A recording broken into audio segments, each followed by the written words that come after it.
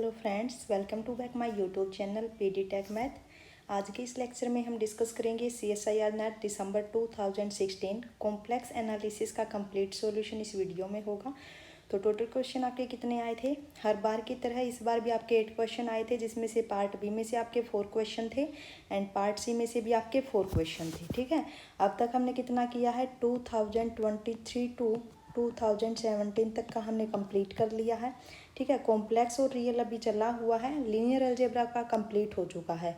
तो डिस्क्रिप्शन में आपको लिंक मिल जाएगा, वहाँ से आप देख लेना। लीनियर अलजेब्रा की भी वीडियोस आपको मिलेगी और एग्ज़ाम भी आपका आने वाला है दिसंबर का। ठीक है, तो तैयारी पे लग जाइए।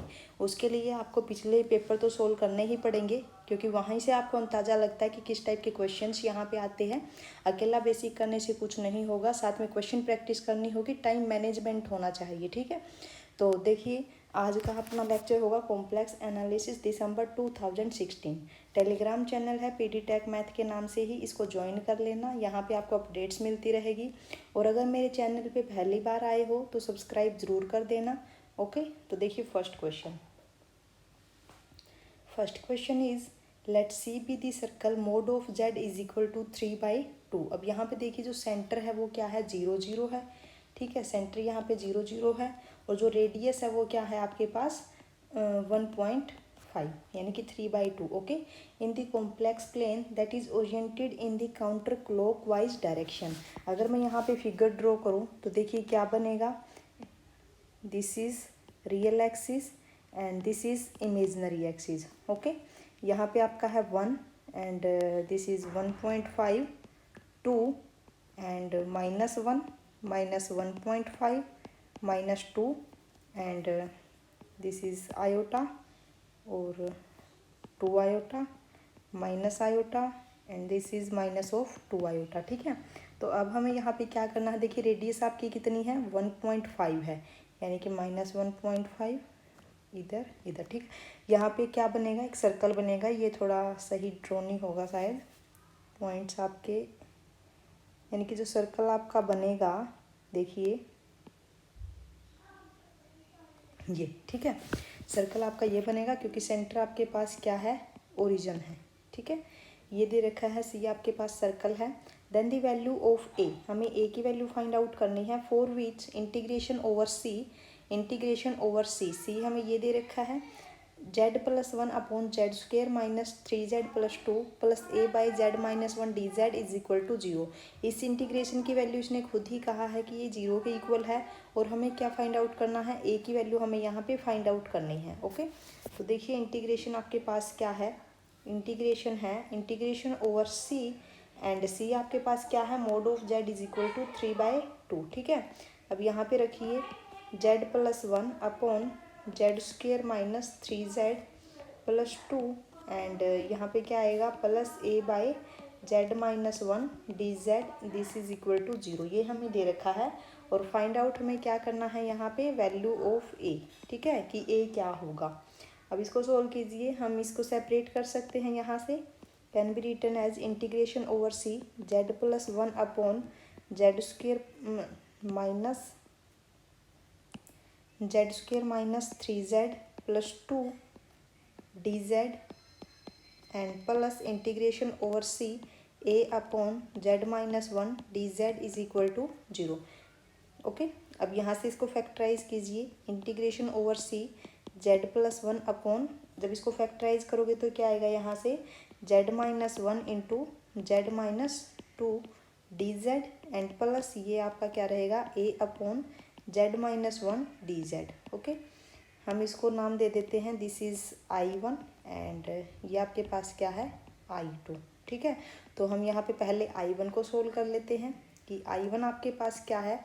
I1 is integration over C z+1 upon z-1 into z-2 dz। Okay, अब यहाँ पे सिंगुलरिटी देखिए, सिंगुलरिटी क्या होगी? डिनोमिनेटर को 0 के इक्वल पुट करके देखो तो सिंगुलरिटी इसके पास है z is equal to 1 and z is equal to 2 are singularity. Okay, अब यहाँ पे इससे हमें क्या देखना है कि इसमें से कौन सी सिंगुलरिटी सी के अंदर है। ठीक है, अब हमें ये देखना है। तो इधर देखिए सी के अंदर कौन सी है आपके पास, 1, ये सिंगुलैरिटी, ठीक है। z इज इक्वल टू 1, ये आपकी क्या है, inside the C. z is equal to 1 singularity inside C, ठीक है। और z इज इक्वल टू 2, ये तो आपका आउटसाइड है ना।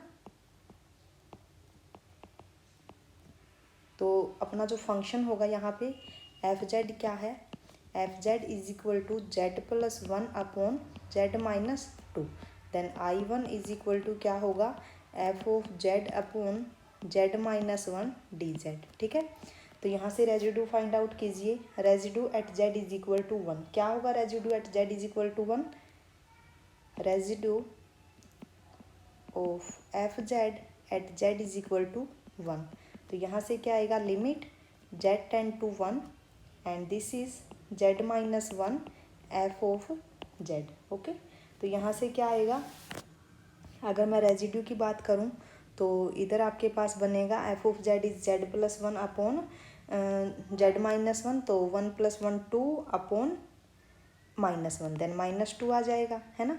और अगर मैं इस इंटीग्रेशन की बात करूँ तो ये आपके पास क्या बनेगा, ये रेजिड्यूअल थ्योरम से आएगा 2 पाई आयोटा इंटू यहाँ पे रेजिड्यू आपके पास क्या आया है, -2, ठीक है। तो जो I1 की वैल्यू है वो आपके पास क्या आ गई, -4 पाई आयोटा, ठीक है, -4 पाई आयोटा। अब हम सोल्व कर लेते हैं I2 को, कि I2 क्या आएगा। देखिए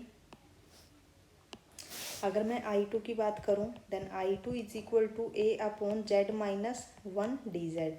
तो यहाँ पे एफ ऑफ जेड क्या होगा, देखिए जेड इज इक्वल टू 1 इसकी सिंगुलैरिटी है, ठीक है। तो यहाँ पे अगर इसको सोल्व करेंगे सेम ऐसे ही रेजिडुअल थ्योरम से, तो ये आपके पास आएगा 2 पाई आयोटा ए, ठीक है, क्योंकि 1 पे सिंगुलैरिटी है और एफ ऑफ जेड यहाँ पे क्या हो जाएगा, इज इक्वल टू ए। अब इन दोनों को ऐड कीजिए, then I1 plus I2 is equal to 0। तो ये क्या आएगा, 4 pi iota plus 2 pi iota a is equal to 0।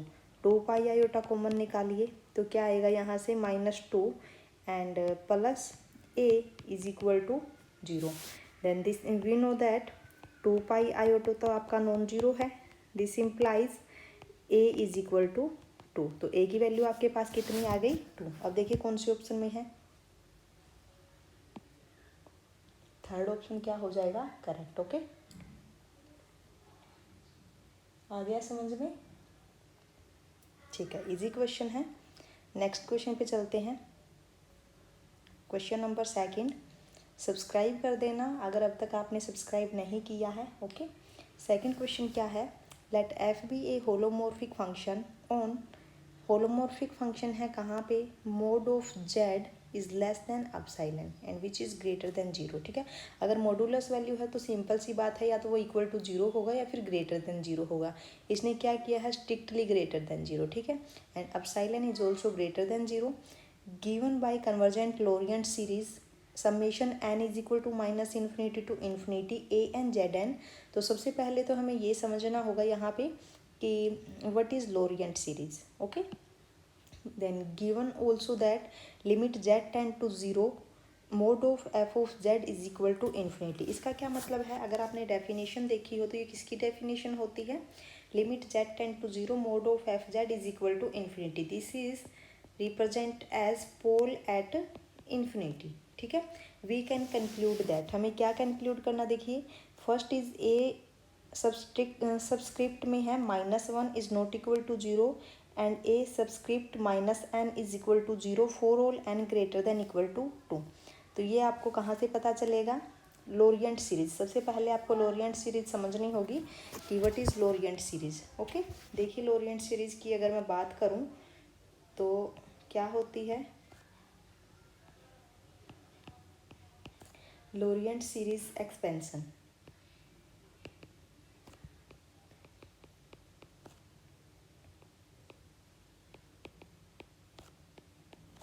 लोरिएंट series expansion क्या होगा, f of Z is equal to summation n is equal to 0 to infinity A n into z minus z naught raise to the power n and plus n is equal to 1 to infinity a subscript minus n z minus z naught raise to the power n, और हम इस जो subscript आपके पास है इसको हम bn भी बोल देते हैं, ठीक है। अब देखिए जो ये आपका पार्ट होगा, ये इसको हम क्या बोल देते हैं, regular part. Okay, this is regular part and this is principal part.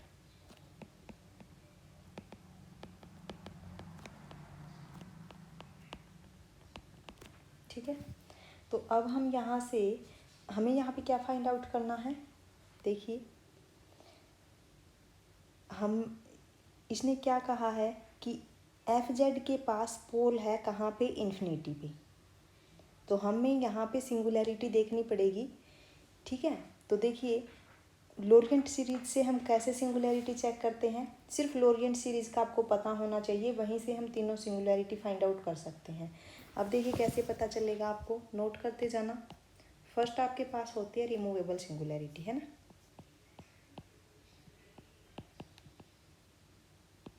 Removable singularity. Okay, क्या होती है रिमूवेबल सिंगुलैरिटी, अगर मैं लोरिएंट सीरीज एक्सपेंशन की डेफिनेशन से इसको लिखूं तो क्या होगी, if no terms in the principal part, in the principal part of Lorient series,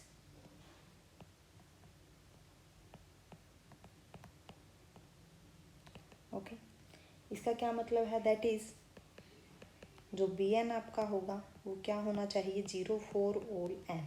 okay, अब बी एन मैंने क्या कहा था, यही आपके पास क्या है, बी एन, यानी कि एक भी आपके पास प्रिंसिपल पार्ट जो है उसमें कोई भी टर्म्स नहीं आनी चाहिए, तो हम क्या बोल देते हैं, removable singularity.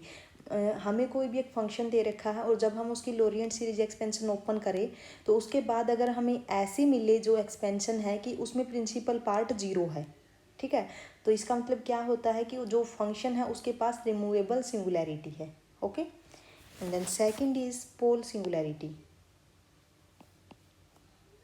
Second is pole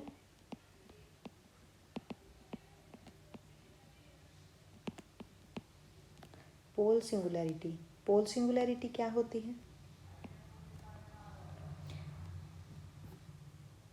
if number of terms in the principal part are finite। Okay, ठीक है, क्या कहा मैंने, या फिर ये बोल सकते हैं कि finite number of terms in the principal part. देखिए finite number of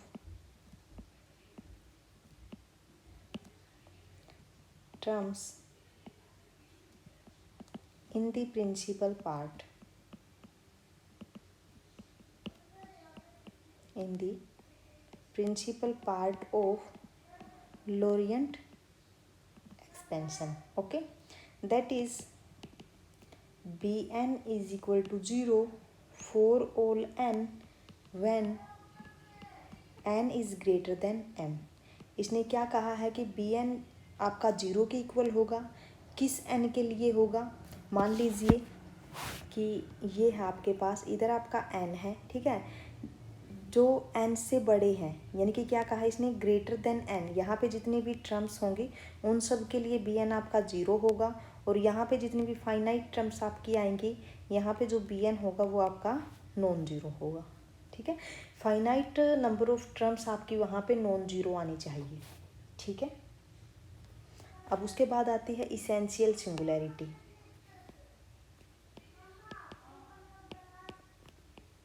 essential singularity, okay, क्या होती है essential singularity, infinite number of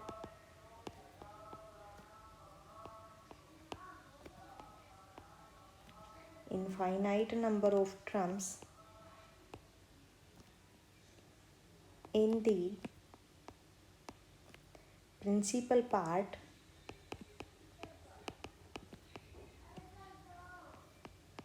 okay, that is Bn is non zero. ठीक है, इसने क्या कहा है कि प्रिंसिपल पार्ट में इनफाइनाइट नंबर ऑफ टर्म्स होने चाहिए, यानी कि इनफाइनाइट एन के लिए अपना जो बी एन है वो नॉन जीरो आना चाहिए, तभी हम क्या बोलेंगे, इसेंशियल सिंगुलैरिटी। लेकिन अपने फंक्शन में क्या दे रखा है हमें, pole singularity at Z is equal to infinity. ठीक है, तो हमें वही चेक करना है। अगर मैं फर्स्ट ऑप्शन की बात करूँ तो देखिए क्या कहा इसने फर्स्ट ऑप्शन में कि a minus one is not equal to zero and a subscript minus N is zero. ठीक है, इसने ये कहा है, इसका क्या मतलब है, अगर मैं फर्स्ट ऑप्शन की ही बात करूं तो इसने सिर्फ n is equal to one के लिए तो क्या कह दिया कि जो बी एन है वो क्या है, नॉन जीरो है। ठीक है, and n greater than equal to two के लिए जो बी एन है वो जीरो है। ठीक है, यानी कि इनफाइनाइट नंबर ऑफ टर्म्स पे जो आपका बी एन है वो क्या है, जीरो है। इसका क्या मतलब है, इनफाइनाइट टाइम इसने कह दिया ना। ठीक है, तो यहाँ से तो आपकी पोल सिंगुलैरिटी नहीं बनने वाली। ठीक है, तो फर्स्ट ऑप्शन आपका इनकरेक्ट हो जाएगा। सेकंड की अगर मैं बात करूँ तो देखिए A subscript minus N is not equal to zero for some N is greater than equal to one and A subscript minus N is equal to zero for all N greater than N. इसने ये कहा है ना कि अगर मैं इधर n से ग्रेटर लेके चलूँ तो इधर आपका जो बी एन है वो क्या है, जीरो है। और फाइनाइट टर्म्स के लिए, यानी कि जो n यहाँ पे फाइनाइट टर्म्स हैं उसके लिए जो आपका बी एन है वो आपका क्या है, नॉन जीरो। और मैंने पोल सिंगुलैरिटी में क्या कहा था कि finite number of terms in the principal part. ठीक है, यहाँ पे फाइनाइट नंबर ऑफ टर्म्स ही कंटेन करेगी। ठीक है, तो इसका मतलब है कि जो सेकंड ऑप्शन है वो आपका करेक्ट है। ठीक है, एंड अब अगर मैं थर्ड को देखूँ तो क्या है, ए सब्सक्रिप्ट माइनस एन, यानी कि जो बी एन है is equal to zero for all N greater than equal to one. तो इसका क्या मतलब है कि यहाँ पे क्या होगी, रिमूवेबल सिंगुलैरिटी। प्रिंसिपल पार्ट में जब एक भी टर्म्स नहीं होंगे, प्रिंसिपल पार्ट तो पूरा का पूरा जीरो कर दिया इसने, इसका मतलब है रिमूवेबल सिंगुलैरिटी है यहाँ पे। बट फंक्शन में हमें क्या दे रखा है, पोल सिंगुलैरिटी एट इन्फिनिटी। ओके, तो थर्ड ऑप्शन यहाँ से इनकरेक्ट हो जाएगा। एंड अब अगर मैं फोर्थ ऑप्शन की बात करूँ तो क्या है, A subscript minus N is not equal to zero for all N greater than equal to N. यहाँ पे इसने कहा है कि प्रिंसिपल पार्ट जो है उसमें infinite number of terms contain करेगी। इसका मतलब क्या है यहाँ पे कि इधर आपके पास इसेंशियल सिंगुलैरिटी होगी। ओके, यहाँ पे आपके पास क्या होगा, इसेंशियल सिंगुलैरिटी। ठीक है, तो यहाँ से आपका फोर्थ ऑप्शन जो है वो आपका इनकरेक्ट हो जाएगा। Only second option is correct option. ठीक है, चलिए नेक्स्ट क्वेश्चन पे। क्वेश्चन नंबर थर्ड क्या है, the radius of convergence of the series summation n is equal to one to infinity z raise to the power n square is. ठीक है, तो अगर मैं यहाँ पे इस पावर सीरीज की कंपेयर करूँ तो क्या है, ये n is equal to one to infinity A N Z raise to the power n square. ठीक है, now if you put n square is equal to t. ठीक है, तो आपके पास जो सीरीज़ है वो क्या बनेगी, summation n is equal to one to infinity A n and z t. ठीक है, तो ए एन आपके पास यहाँ क्या है, A N is one. Okay, और radius of convergence find out करने का फॉर्मूला क्या होता है आपके पास, अगर आपको radius of convergence find out करनी है then formula is r. Radius of convergence find out करने का क्या फॉर्मूला है,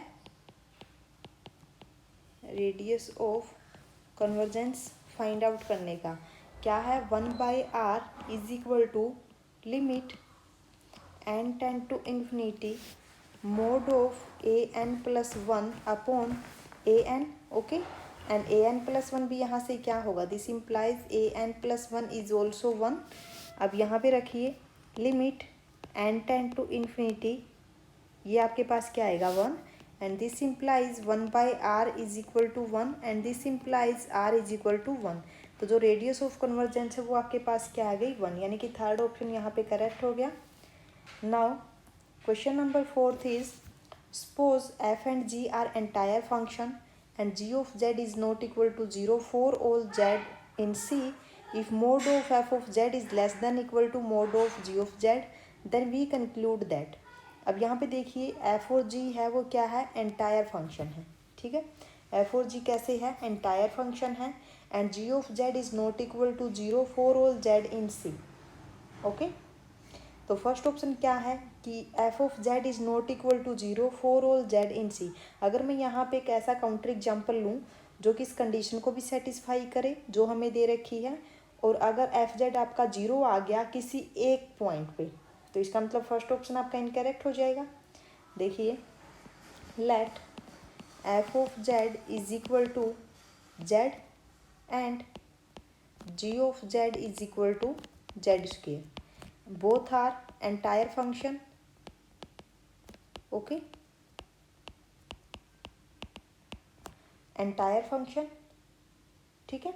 and now this implies mod of f of z is equal to mod of z and mod of g of z is equal to mod of z square, okay, and this implies mod of z is less than mod of z square, okay। and now if we put if z is equal to 0 in C, then f of 0 आपके पास क्या आएगा, f of 0 is equal to 0। This implies first option तो यहाँ से क्या हो गया, इनकरेक्ट हो गया, ठीक है। फर्स्ट ऑप्शन क्या हो गया, इनकरेक्ट हो गया। या फिर आप एक काम कर सकते हैं, जी ऑफ जेड इसने नॉन जीरो बोला है ना, तो आप एक काम कीजिए, इसको जेड प्लस वन ले लीजिए, जी ऑफ जेड को आप जेड प्लस वन ले लीजिए, ठीक है। जी ऑफ जेड को आप जेड प्लस वन ले लीजिए या फिर जेड प्लस वन स्क्वेयर ले लीजिए। तो यहाँ से इस काउंटर से आपका क्या हो जाएगा, फर्स्ट ऑप्शन इनकरेक्ट हो जाएगा। सेकंड क्या है कि F is a constant function, तो यहाँ से सेकंड भी इनकरेक्ट हो जाएगा, क्योंकि आपके पास जो फंक्शन है देखिए इस कंडीशन को सेटिस्फाई करता है, एंटायर भी है बट इज़ नॉट कॉन्स्टेंट, तो सेकंड भी इनकरेक्ट हो गया। थर्ड क्या है कि F of zero is equal to zero, f of zero is equal to zero, क्या हर बार एफ जीरो पे फंक्शन जीरो वैल्यू देगा, नहीं, ऐसा तो ज़रूरी नहीं है। अगर मैं यहाँ पे कंसीडर करूँ लेट एफ ऑफ जेड, अगर मैं एक्सपोनेंशियल फंक्शन यहाँ पे कंसीडर करके चलूँ, this is entire function, okay, is entire function, ठीक है। देन एट जीरो क्या वैल्यू आएगी, E raise to the power zero is equal to one which is non zero, तो यहाँ से क्या आ गया, थर्ड ऑप्शन भी आपका इनकरेक्ट हो गया, ओके। अब हम चलते हैं फोर्थ ऑप्शन पे। फोर्थ में क्या कहा कि for some c in c f of Z is equal to c g of z, ठीक है। अब एक चीज़ हमें पता है, क्वेश्चन में हमें क्या दिया था कि जो जी ऑफ जेड है is non zero for all Z in C, हम इसी का यूज करेंगे, ठीक है। और हमें क्या दे रखा है कि जो एफ और जी है वो दोनों क्या है, एंटायर फंक्शन है, and we have to given that mod of f of z is less than equal to mod of gz, then this implies mod of fz divided by gz is less than equal to 1 because g of z is non zero, तो हम लिख सकते हैं ऐसे, this implies, इसको मैं नाम दूँ अगर h of z is mod of less than equal to 1, ठीक है। अब यहाँ पे देखिए f और g दोनों के दोनों कैसे फंक्शन है, एंटायर है, ठीक है। तो यहाँ से क्या आ जाएगा, this implies h of Z is equal to f z upon g of Z is also an entire function, is also an entire function because f and g both are entire function, okay. ये दोनों हमें entire function दे रखे हैं, तो यहाँ से H भी entire होगा, ठीक है। और यहाँ से क्या आ गया, H is bounded, entire plus bounded क्या होगा, by Liouville's theorem, entire plus bounded, this implies H of Z is entire plus bounded function, this implies h of z is constant by Livolis theorem, okay, is constant function। तो यहाँ से क्या आएगा, this implies h of z is equal to c, c आपके पास क्या है, constant है, and this implies h of z क्या था, f of z upon g of z is equal to c, and this implies f of z is equal to c g of z for some c in set of complex number, okay. तो यहाँ से क्या आ गया, fourth option आपका हो गया correct, fourth option is correct option, other three options are incorrect, okay. तो यहाँ पे कंप्लीट होता है आपका पार्ट बी। अब हम स्टार्ट करेंगे पार्ट सी। तो उससे पहले अगर अब तक आपने सब्सक्राइब नहीं किया है तो प्लीज़ चैनल को सब्सक्राइब कीजिए। तो हम आगे बढ़ते हैं। Question number fifth, question number fifth क्या है, consider the polynomial p of Z is equal to summation N 0 to 5 a N Z n. अब यहाँ पे देखिए जो 5 है ये आपके पास क्या है, ओड नंबर, ठीक है, odd number, and into summation N 0 to 9 B N Z raise to the power 9, 9 is also an odd number, ठीक है। We have A N P N in R for all N and A5 and A9, ये दोनों क्या दे दिए, इसने non zero दे दिए। Then counting roots with multiplicity we can conclude that P of Z, हमें यहाँ पे रूट्स फाइंड आउट करने हैं कि रूट क्या होंगे, ठीक है। अब एक चीज़ देखिए कि जो यहाँ पे दिया है 5, यानी कि 5 डिग्री की इधर एक पोलिनोमियल होगी और जो क्या है ओड नंबर है। अगर आपके पास ओड नंबर है तो इसका मतलब क्या है, अगर डिग्री ओड की अगर ओड डिग्री की पोलिनोमियल यहाँ पे आएगी तो इसका मतलब क्या है कि at least one real root exist करेगा यहाँ पे, है ना। अब देखिए क्या है कि summation n 0 to 5 a N Z n, ये हमें दे रखा है। तो इधर क्या होगा कि ओड डिग्री होगी, है ना। ओड डिग्री अगर है तो इसका क्या मतलब होगा, this implies at least one real root तो पक्का मिलेगा यहाँ पे, है ना। और मैंने क्यों कहा है कि एटलीस्ट वन रियल रूट, क्योंकि देखिए अगर दो कॉम्प्लेक्स रूट हुए तो दो उसके कॉन्जुगेट हो जाएंगे, यानी कि 4 रूट्स तो वहाँ पे ख़त्म हो गए। अब जो फिफ्थ रूट जो बचेगा उसको रियल ही होना पड़ेगा, क्योंकि वो कॉम्प्लेक्स हो नहीं सकता। अगर वो कॉम्प्लेक्स हुआ तो उसका कॉन्जुगेट को भी होना पड़ेगा, और कॉन्जुगेट वहाँ पर आएगा नहीं क्योंकि सिर्फ 5 डिग्री है, ठीक है। तो यानी कि एक रियल रूट तो यहाँ पे पक्का एग्जिस्ट करेगा। ऐसे ही अगर मैं इसकी बात करूँ कि n 0 to 9 a N Z raise to the power n, अब यहाँ पे भी ओड डिग्री है तो एक रियल रूट आपका यहाँ पे मिलेगा। इसका मतलब क्या है, this implies at least 2 real root तो पक्का एग्जिस्ट करेंगे, ठीक है। एटलीस्ट 2 रियल रूट तो पक्का एग्जिस्ट करेंगे, यानी कि फर्स्ट ऑप्शन आपका हो गया करेक्ट, ठीक है। थर्ड ऑप्शन आपका हो गया इनकरेक्ट, ओके। अब हम ये देख लेते हैं कि सेकंड ऑप्शन आपका और फोर्थ भी आपका यहाँ से इनकरेक्ट हो जाता है, क्योंकि एटलीस्ट 2 रियल रूट तो आपके मिल ही सकते हैं यहाँ पे, है ना। अब ये पार्ट सी का है तो इसलिए यहाँ पे सेकंड भी पॉसिबल है, नहीं तो ओनली फर्स्ट ऑप्शन यहाँ पे आ सकता था। अब देखिए मैंने क्यों कहा सेकंड जो है, इसने क्या कहा कि जो A5 है वो आपका नॉन जीरो है एंड जो A9 है वो आपका नॉन जीरो है, ठीक है। तो मैं मान लेती हूँ यहाँ पे कि जो A0 है, A1 है, A2 है, ये भी है, एंड A3 A4, ये सारे के सारे मैंने जीरो कंसीडर कर लिए। ऐसे ही इसमें मैं B8 तक क्या मान लेती हूँ, जीरो, ठीक है।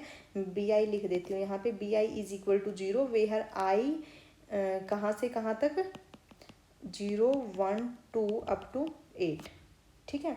तो यहाँ पे अगर मैं इसको ओपन करूँ तो क्या बनेगा, देखिए summation n is equal to 0 to 5 और यहाँ पे क्या है A n Z n and into p of z into summation n is equal to 0 to 9 a N Z n. Okay, तो ये आपके पास क्या आएगा, यहाँ से मैंने 4 तक सारी जीरो ली है तो इधर बच गया A5 Z5 into B9 Z9। तो यहाँ पे आ गया A5 B9 and Z raise to the power 14। तो यहाँ से आपके पास क्या पॉसिबिलिटी है कि PZ के पास 14 कॉम्प्लेक्स रूट है। हो सकता है ऐसा कि 14 के 14 कॉम्प्लेक्स हो, पॉसिबिलिटी ही बतानी है ना हमें, क्योंकि पार्ट सी का है। ठीक है, तो यहाँ से क्या आ जाएगा, therefore P of Z has 14 complex root. ठीक है, क्यों कहा है मैंने सारे के सारे कॉम्प्लेक्स, क्योंकि ये पावर देखिए क्या है E1। ठीक है, तो यहाँ से जो सेकंड ऑप्शन है वो भी पॉसिबल है। अब चलिए क्वेश्चन नंबर 6 पे। Question number 6 is let D be the open unit disk. Open unit disk means mod of Z is less than 1. Let G D to D be holomorphic. G of 0 is equal to 0 and let H of Z is equal to GZ by Z and Z in D or Z is not equal to 0। ठीक है, for all Z is not equal to 0 h of Z क्या function defined किया इसने, G of Z by Z and G dash Z if Z is equal to 0। ठीक है, which of the following statement are true? First is H is holomorphic, second is H of D is contained in D closure, third is mod of G dash 0 is greater than 1 and fourth is mod of G of 1 by 2 is less than equal to 1 by 2। तो एक तो यहाँ पे use होना है स्चवार्ट्ज lemma. ठीक है, तो क्यों कहा मैंने स्चवार्ट्ज लेमा यूज होगा, यहाँ पे देखिए इसके थर्ड और फोर्थ ऑप्शन को अगर आप देखोगे तो स्चवार्ट्ज लेमा की कोरोलरी है वो यहाँ पे यूज होगी। ठीक है, तो पहले हम वही देख लेते हैं कि क्या है।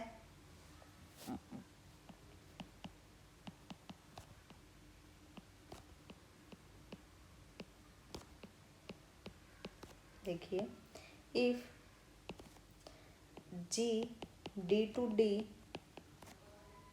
and D such that mod of Z is less than 1 open unit disk and G of 0 is equal to 0, then ये सारी की सारी कंडीशन आपके पास है। G of 0 0 भी है, ओपन यूनिट डिस्क पे डिफाइन है जो G है। ठीक है, तो क्या होगा, first is mod of G of Z is less than equal to mod of Z raised to the power n and second is mod of G dash 0 is less than equal to n factorial. तो यहाँ पे use कीजिए। अब आपके पास क्या है, आपके पास क्या है, देखिए सबसे पहले तो जो G है, देखिए G ऑफ Z जो है वो होलोमॉर्फिक है ना, और Z जो है वो भी होलोमॉर्फिक है। देखिए since G of Z is holomorphic, ये हमें दे रखा है and we know that Z is holomorphic।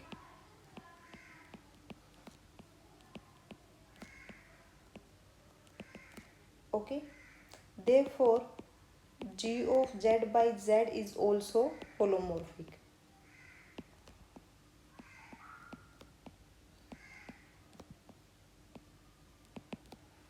Okay, अब यहाँ पे अगर मैं इसको अप्लाई करूँ फर्स्ट को, देखिए therefore mod of G of Z by Z is less than equal to, क्या होगा, G of Z क्या है, mod of Z raised to the power n है, तो ये होगा mod of Z raised to the power n upon Z and this is mod of Z raised to the power n minus 1। Sorry, तो ये आपके पास क्या आ गया, this implies mod of Gz divided by Z is less than equal to mod of Z raised to the power n। Okay, and this implies ये आपके पास क्या है, Hz है, H of Z is less than equal to mod of Z raised to the power n minus 1 and this implies mod of H of Z is less than equal to 1। ठीक है, ये मैंने क्यों कहा है, because जो mod of Z है क्या है, स्ट्रिक्टली लेस देन 1। ठीक है, तो यहाँ से क्या आ गया, this implies H of D is contained in D closure, क्योंकि D आपके पास ओपन डिस्क है तो जो डी क्लोजर है वो क्या होगा, क्लोज्ड डिस्क। ठीक है, ओके। तो यहाँ से क्या आ गया, सेकंड ऑप्शन तो करेक्ट हो गया। ठीक है, अगर मैं फर्स्ट ऑप्शन की बात करूँ तो क्या है, एच इज होलोमॉर्फिक, सही है बिल्कुल। यहीं पे मैंने दिखाया है, देखिए कि अगर आपके पास जी होलोमॉर्फिक है, जेड होलोमॉर्फिक है, इसका मतलब क्या है कि जी जेड बाई जेड होलोमॉर्फिक होगा। और ये आपके पास क्या है, एच ऑफ जेड ही है, H of Z is holomorphic in D. Okay, तो फर्स्ट ऑप्शन यहाँ से करेक्ट हो गया। अब हमें देखना है थर्ड एंड फोर्थ। ठीक है, थर्ड को अगर मैं देखूं, जो श्वार्ट्ज लेमा है, इसकी सेकंड प्रॉपर्टी क्या है, G test zero is less than equal to N factorial, है ना। और यहाँ पे इसने क्या कहा है कि G dash zero is greater than one. But अगर मैं बात करूँ जी डैश जीरो की, तो क्या है, less than equal to one factorial है। तो थर्ड ऑप्शन आपका यहाँ से इनकरेक्ट हो जाता है। एंड फोर्थ भी हम यहीं से करेंगे, श्वार्ट्ज से ही। क्या आएगा यहाँ पे, देखिए जी ऑफ जेड आपका क्या है, mod of g of Z is less than equal to z raise to the power n है। तो यहाँ से क्या आएगा, mod of g of 1/2 is less than equal to 1/2 raise to the power n and is less than equal to 1/2 for n is equal to 1। Okay, तो यहाँ से fourth option आपका करेक्ट हो गया।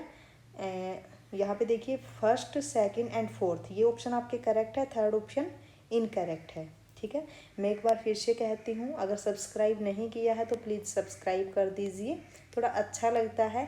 ओके, अब चलिए क्वेश्चन नंबर 7 पे। क्या है question number 7, let F of Z be a meromorphic function given by Z upon 1 minus E raise to the power Z into sine of Z, then first is Z is equal to zero is a pole of order two. देखिए अगर इसने मैरोमॉर्फिक कहा है, इसका क्या मतलब है कि जो आपके पास फंक्शन है उसके पास सिर्फ और सिर्फ पोल सिंगुलैरिटी है। ठीक है, इसका मतलब यही है। फर्स्ट क्या है, Z is equal to zero is a pole of order two. तो हम यहाँ पे क्या करते हैं, पहले जीरो पे ही चेक कर लेते हैं कि कितने ऑर्डर का है। ठीक है, फर्स्ट ऑप्शन की अगर मैं बात करूँ तो देखिए at Z is equal to zero, this implies f of z क्या आ जाएगा, जीरो अपॉन जीरो। ठीक है, तो इनडिटर्मिनेट फॉर्म आ गई। देन बाय लोपिताल रूल क्या आएगा, limit Z tend to zero f of Z is equal to limit Z tend to zero 1 upon, यहाँ पे क्या आएगा, साइन का होगा cos of z and 1 minus E raise to the power z as it is, then plus sine of z as it is, और ये आपके पास आएगा minus of e raise to the power z. Okay, अब यहाँ पे Z की जगह जीरो पुट करोगे तो क्या आएगा, इधर आपके पास बनेगा 1 upon zero which is tend to infinity. Okay, तो यहाँ से क्या आ गया, this implies z is equal to zero is a simple pole, is a simple pole. Okay, but यहाँ पे क्या कहा कि ऑर्डर टू, तो फर्स्ट ऑप्शन आपका इनकरेक्ट हो गया। सेकंड में, सेकंड थर्ड एंड फोर्थ हमें पोल फाइंड आउट करने हैं। तो देखिए सारे पोल देख लेते हैं हम क्या बनेंगे यहाँ पे। अगर हम पोल्स की बात करें तो क्या करते हैं, हम डिनोमिनेटर को जीरो के इक्वल पुट करते हैं और जेड की वैल्यू फाइंड आउट करते हैं कि डिनोमिनेटर किस जेड के लिए जीरो होगा। ओके, देखिए 1 minus E raise to the power z sine of Z is equal to zero. अब यहाँ से दो केस बनते हैं, क्या केस है कि either 1 minus E raise to the power Z is equal to zero और sine of Z is equal to zero. ठीक है, और क्या बनता है, या फिर ये हो सकता है कि ये दोनों के दोनों जीरो हो। तो देखिए अगर 1 minus E raise to the power z आपका जीरो के इक्वल हुआ, then this implies e raise to the power Z is equal to 1 and this is e raise to the power 2 n pi iota. ठीक है, and this implies अगर मैं powers को compare करूँ तो क्या आएगा, z is equal to 2 n pi iota where n belongs to set of integer. ठीक है, तो यहाँ से क्या आ गया, देखिए अगर मैं सेकंड ऑप्शन की बात करूँ, for every k belongs to z, यहाँ पे मैंने एन ले लिया, z is equal to 2 pi iota k is a simple pole, second option correct है। अब हम बात कर लेते हैं थर्ड की। थर्ड आपका यहाँ से होगा, मैंने क्या कहा कि या फिर sine of z is equal to 0 होगा, और साइन z किसके लिए 0 होता है, sine of z is equal to 0 is equal to sine of k pi, k pi पे 0 देता है, this implies z is equal to k pi, okay. और k कहाँ से बिलोंग करेगा, सेट ऑफ इंटीजर से, ठीक है। तो यहाँ से क्या कहा इसने कि for every k belongs to z minus 0 z is equal to k pi is a simple pole, ठीक है। तो यहाँ से ये क्या आ जाएगा, ये ऑप्शन आपका सही है, ठीक है, थर्ड ऑप्शन भी करेक्ट होगा, ओके। और ये 0 क्यों माइनस किया है इसने यहाँ से, इसके लिए, क्योंकि जो 1 minus E raise to the power z अगर 0 कर दिया तो यहाँ पे भी ये क्या बन जाएगा, 0, है ना, ठीक है, ओके। अब क्वेश्चन जो फोर्थ ऑप्शन है उसको देखिए क्या है, Z is equal to pi plus 2 pi iota, ये क्या है, पाई कॉमन लो तो 1 plus 2 iota, okay. Z is equal to pi into 1 plus 2 iota is a pole, क्या ये पोल बनेगा, देखिए यहाँ पे रख के क्या ये 0 बनाएगा, इसको डिनोमिनेटर में रखिए 1 minus E raise to the power pi into 1 plus 2 iota and into sine of pi into 1 plus 2 iota. तो यहाँ से ये तो आपका नॉट इक्वल टू 0 आएगा, तो फोर्थ ऑप्शन आपका इनकरेक्ट हो गया, ओके। नाउ क्वेश्चन नंबर 8, ये आपका लास्ट क्वेश्चन है। हर बार आपके कॉम्प्लेक्स में 8 क्वेश्चन ही आते हैं। अब देखिए, consider the polynomial P z is equal to summation n1 to n a n z n and n going 1 to infinity where a n belong in r minus 0, then with d is equal to collection of all w in C such that mod of w less than 1। तो जो d आपके पास है क्या है, open unit disc है, ठीक है। Then P D is subset of P D is content in R, second is P D is open and third is P D is closed, fourth is P D is bounded. अब यहाँ पे देखिए हमें polynomial दे रखी है, ठीक है। आपके पास एक रिजल्ट होता है, क्या है रिजल्ट देखिए, we know that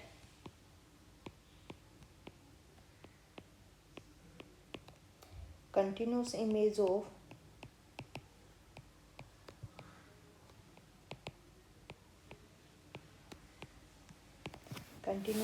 of a open set is open, okay, continuous image of a open set is open. अब यहाँ पे देखिए जो डोमेन है ये आपके पास क्या है, ओपन है, जो इसकी इमेज होगी वो भी क्या आएगी, ओपन आएगी, ठीक है। तो यहाँ से क्या आ गया, सेकंड ऑप्शन तो आपका करेक्ट हो गया, ठीक है। ऐसे ही आपका क्या होता है कि continuous image of a closed set is closed, ठीक है, क्लोज्ड सेट इज क्लोज्ड, ठीक है। ऐसे ही बाउंडेड के लिए होता है, continuous image of a bounded set is bounded, ठीक है। तो यहाँ से क्या आएगा, this implies P D is bounded, क्योंकि ये आपके पास क्या है, बाउंडेड भी है जो पी डी है, ठीक है। हमारे पास जो पी डी है वो क्या है, पी डी आपके पास क्या है, पोलिनोमियल है, और अगर वो पोलिनोमियल है दिस इम्प्लाइज वो कॉन्टिन्यूस होगी, okay, and therefore PD is an open and bounded, okay, and bounded। तो यहाँ से फोर्थ ऑप्शन भी आपका सही होगा, first and third option is incorrect, okay. तो यहाँ पे कंप्लीट होता है आपका सॉल्यूशन। अगर आपको वीडियो अच्छी लगी हो तो लाइक ज़रूर कर देना, सब्सक्राइब करना, okay. Thank you so much.